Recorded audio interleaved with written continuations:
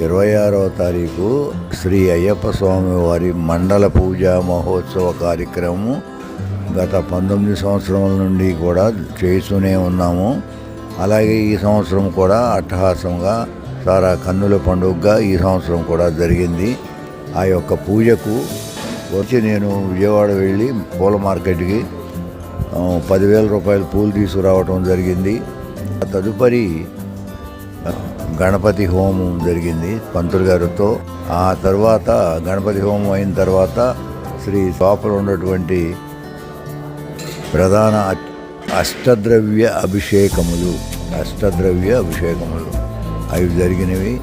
ఆ తర్వాత జనం భోజనాలు అయిన తర్వాత సాయంకాలం 4 గంటల దగ్గర నుంచి శ్రీ శివాలయానికి స్వామివారిని తీసుకువెళ్తాం. అక్కడ ప్రతి సంవత్సరం లాగానే ఈ సంవత్సరం కూడా స్వామివారికి పూజలు చేయించడం. ఆ తర్వాత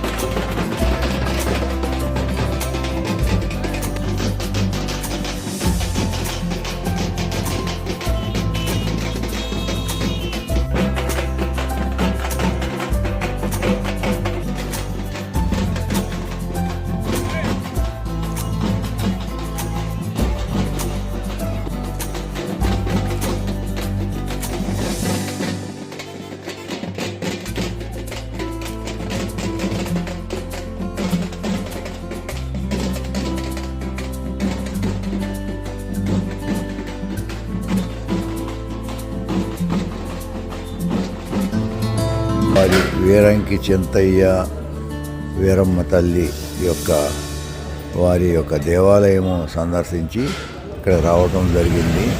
ఆ దేవాలయంలో కొబ్బరికాయ కొట్టడం ఏటా ఆనవాయితీగా వస్తూ ఉంది. గత 19 సంవత్సరాల నుండి కూడా ఆ దేవాలయంలో కొబ్బరికాయ కొట్టి అక్కడి నుంచి ఈ మన అయ్యప్ప స్వామివారి దేవాలయానికి రావటం జరిగింది. వచ్చిన తర్వాత భజన కార్యక్రమం మొదలైంది.